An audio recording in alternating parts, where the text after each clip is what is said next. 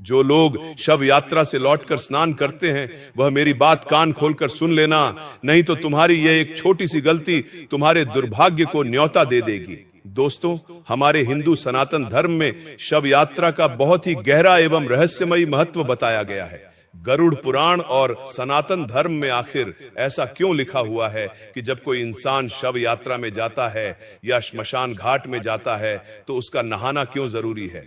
दोस्तों, आज का जो हमारा विषय होने वाला है वह विषय कोई साधारण नहीं है, क्योंकि आज आपके द्वारा की हुई उन गलतियों के बारे में आज मैं आपको बताने वाला हूं, जो गलतियां न सिर्फ आपके दुर्भाग्य को न्योता देती है बल्कि आपके परिवार की सुख शांति और समृद्धि छीन लेती है, आपके जीवन से खुशियां छीन लेती है। जी हां दोस्तों, देखिए, इस वीडियो को साधारण समझने की भूल बिल्कुल मत कीजिएगा। शव यात्रा यानी कि वह यात्रा जब किसी इंसान की मृत्यु हो जाती है तो उसके शव को श्मशान तक ले जाया जाता है और उसे पंच तत्व में विलीन किया जाता है। अब देखिए, बहुत सारे लोग तो ऐसे होते हैं कि आज के समय में मॉडर्न हो गए हैं, कलयुग चल रहा है, लोग कई बार श्मशान घाट से आते हैं लेकिन नहाते नहीं हैं और फिर वे अपने घर में ऐसे ही चले जाते हैं। कोई अपनी दुकान पर चला जाता है, कोई अपने व्यापार स्थान पर चला जाता है, लेकिन वे नहाना सही नहीं समझते हैं। लेकिन इसके पीछे गरुड़ पुराण क्या कहता है वह आज कान खोलकर सुन लेना, नहीं तो तुम्हारा जीवन अस्त व्यस्त होते देर नहीं लगेगी। जी हां दोस्तों, सबसे पहले तो मैं आपसे हाथ जोड़कर एक छोटी सी विनती करता हूं कि जो भी बात बताऊंगा बिल्कुल सरल और स्पष्ट भाषा में बताऊंगा। तो सबसे पहले आप सभी इस वीडियो को लाइक कर दीजिए और कमेंट बॉक्स में यदि आपके मन में कोई भी शंका है, कोई भी प्रश्न है जो आपके मन में चल रहा है, तो बेझिझक आप हमसे पूछिएगा, हम आपके सभी सवालों का जवाब देंगे। दोस्तों, देखिए, जो लोग श्मशान घाट से आकर अंतिम यात्रा में सम्मिलित होकर यह सोचते हैं कि नहाना कोई जरूरी बात नहीं है, तो वे कान खोलकर सुन लें, क्योंकि हमारे सनातन धर्म की उस गहराई को समझें, उस गहराई को जानें जिसे आर्षि मुनियों ने हजारों वर्ष पहले देख लिया था। दोस्तों, गरुड़ पुराण में स्पष्ट रूप से बताया गया है कि मृत्यु केवल शरीर की समाप्ति नहीं है, यानी कि जब कोई इंसान मरता है तो सिर्फ उसका शरीर नहीं मरता बल्कि वह एक यात्रा का आरंभ है।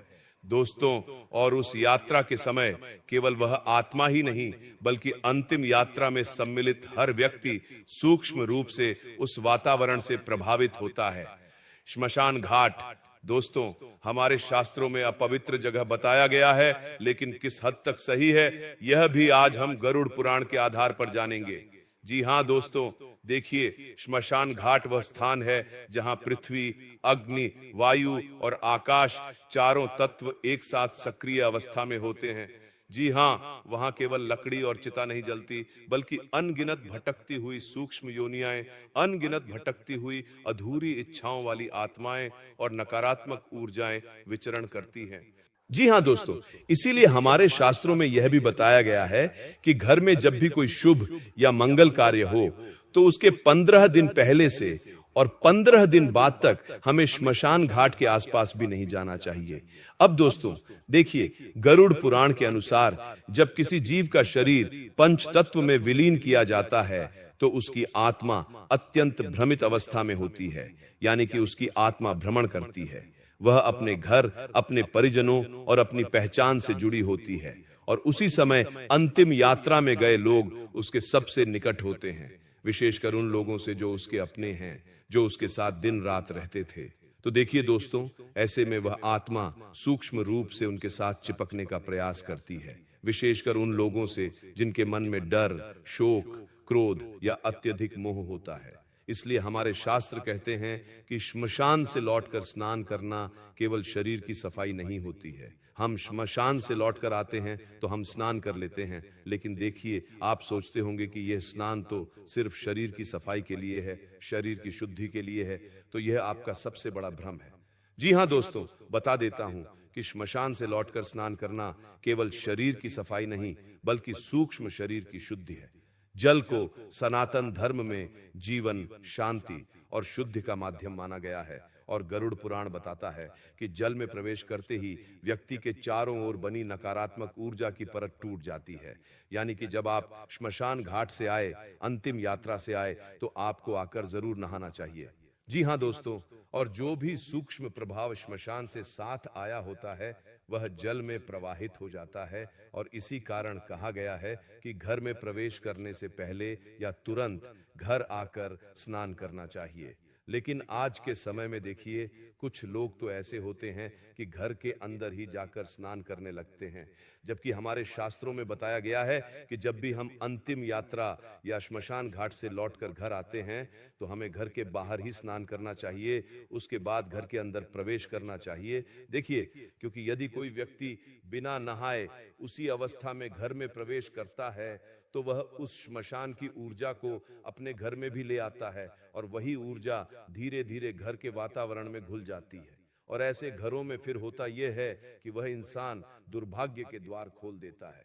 फिर बिना कारण झगड़े होते हैं, भयावह सपने आते हैं, बच्चों का रात में डरकर उठ जाना, अचानक कोई भयंकर बीमारी घर में किसी व्यक्ति के शरीर में पनपने लगती है, मन का भारी रहना शुरू हो जाता है और हमारा मन पूजा पाठ में बिल्कुल भी नहीं लगता है और बार बार नकारात्मक विचार आने शुरू हो जाते हैं। तो दोस्तों देखिए, कई सारे लोग आज के समय में ऐसा कर भी रहे हैं कि जब भी श्मशान घाट या अंतिम यात्रा से लौटते हैं तो आकर नहाते नहीं हैं और उसी अवस्था में अपने घर में प्रवेश कर लेते हैं या अपने कार्यस्थल पर चले जाते हैं। तो ध्यान रखिएगा कि आज से ही आप यह गलती करना बंद कर दें। जी हां दोस्तों, बता देता हूं कि गरुड़ पुराण में तो यह भी वर्णित है कि जो लोग अंतिम यात्रा से लौटकर स्नान नहीं करते वे अनजाने में मृत आत्मा की यात्रा में बाधा बनते हैं। अब आपके मन में यह सवाल जरूर आ रहा होगा कि ऐसा कैसे हो सकता है, क्योंकि मरने वाला तो मर गया, मरने वाले के जीवन की यात्रा शुरू हो गई, लेकिन हमारा न नहाना उसकी यात्रा में बाधा का कारण कैसे बन रहा है? तो वह भी मैं आपको बताता हूं। देखिए, वह आत्मा बार बार उन्हीं के पास मंडराती रहती है। उसे यह भ्रम होता है कि अभी भी उसका संबंध जीवित संसार से बना हुआ है। इससे आत्मा को यमलोक की यात्रा में कष्ट होता है और जीवित व्यक्ति को जीवन में अस्थिरता का सामना करना पड़ता है। जी हां दोस्तों, आपको मैं बता देता हूं कि सबसे जरूरी बात यही है कि आप अंतिम यात्रा और शव यात्रा से लौटकर स्नान जरूर करें, क्योंकि कई बार जो लोग अंतिम यात्रा से आकर नहाते नहीं हैं तो उन्हें बिना कारण घबराहट, छाती में भारीपन, नींद में किसी के बुलाने की आवाज या यह अनुभव होना कि कोई पीछे खड़ा है, ऐसी अनुभूतियां होने लगती हैं। सनातन धर्म में अंतिम यात्रा को अंतिम संस्कार नहीं बल्कि अंतिम सेवा कहा गया है, और यह सेवा केवल मृत व्यक्ति के लिए नहीं बनी बल्कि जीवितों की रक्षा के लिए भी है।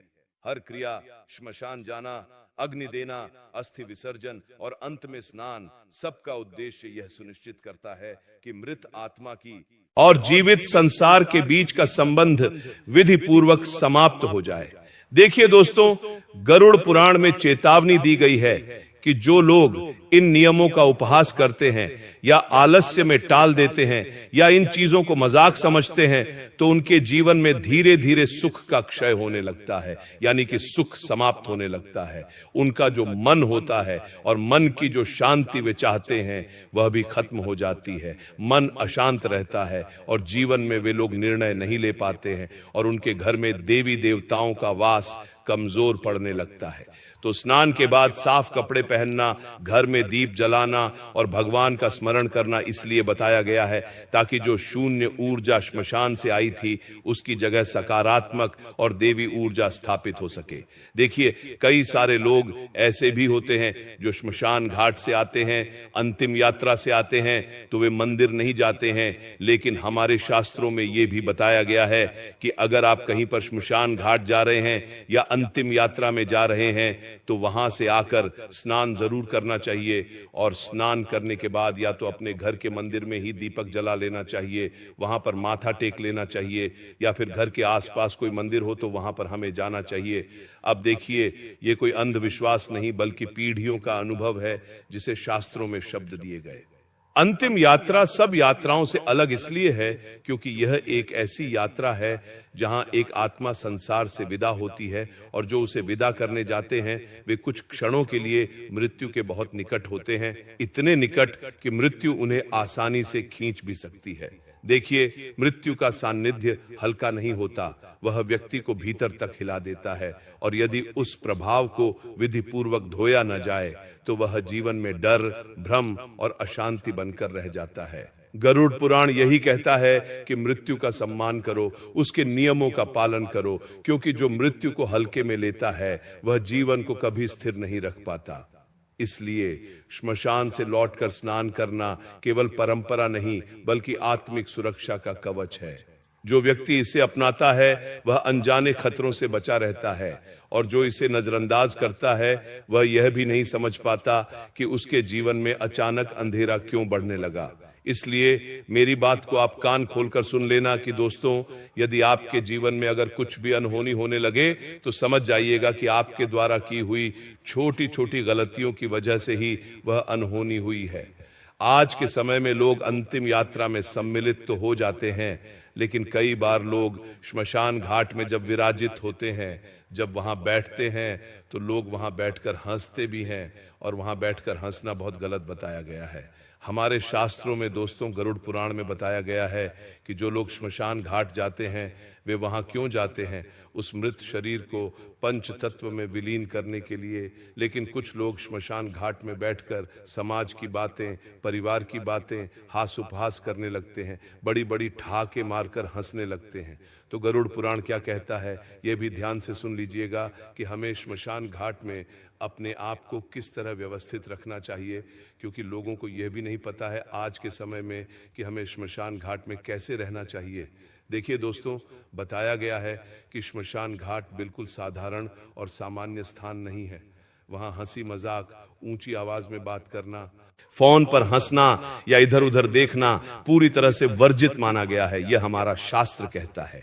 कहा जाता है कि वहां मन जितना चंचल होता है उतनी ही जल्दी जो सूक्ष्म नकारात्मक ऊर्जा होती है वह हमारी तरफ आकर्षित होती है।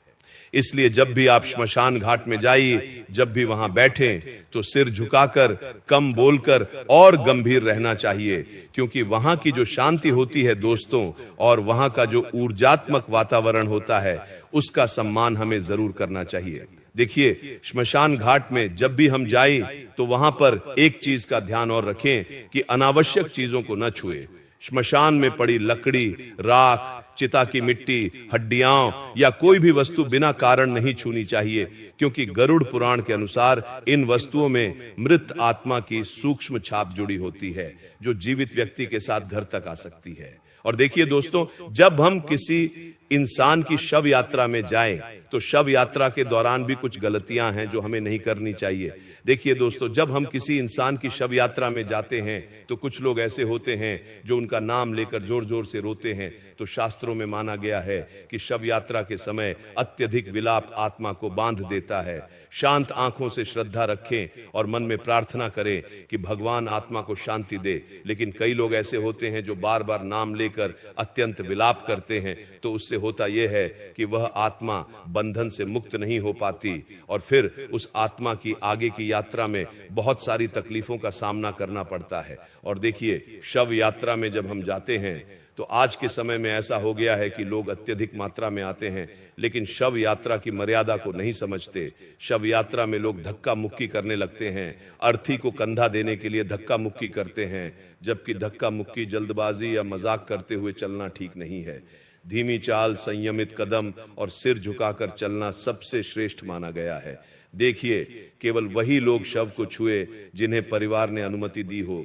बिना कारण बार बार छूना या देखना यह भी गरुड़ पुराण में ठीक नहीं माना गया है, क्योंकि उस शरीर को छूने की अनुमति बहुत कम लोगों को दी जाती है और इसके पीछे शास्त्रों का गहरा उल्लेख मिलता है। देखिए, शव यात्रा में जब आप जाइए तो ध्यान रखिएगा कि कुछ भी खाना पीना नहीं है। शव यात्रा में लोग पान, सिगरेट, गुटखा, चाय आदि बड़े चाव से खाते पीते हुए चलते हैं, लेकिन इन सभी चीजों को हमारे शास्त्रों में वर्जित माना गया है, क्योंकि यह भोग का नहीं बल्कि त्याग का समय है।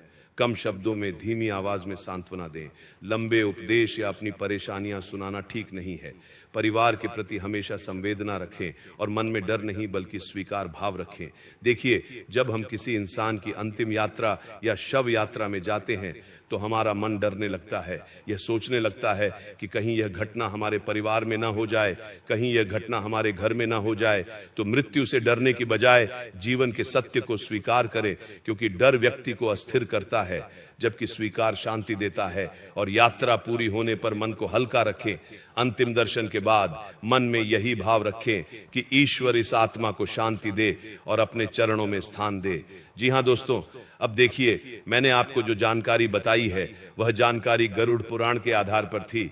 तो अगर आपको मेरे द्वारा बताई गई जानकारी अच्छी लगी हो तो मेरी इस छोटी सी वीडियो को आप सभी लाइक अवश्य कर दीजिएगा। और यदि आपके मन में कोई भी शंका है, कोई भी सवाल है जो आपको खाए जा रहा है, तो आप बेझिझक कमेंट बॉक्स में हमसे अवश्य पूछें।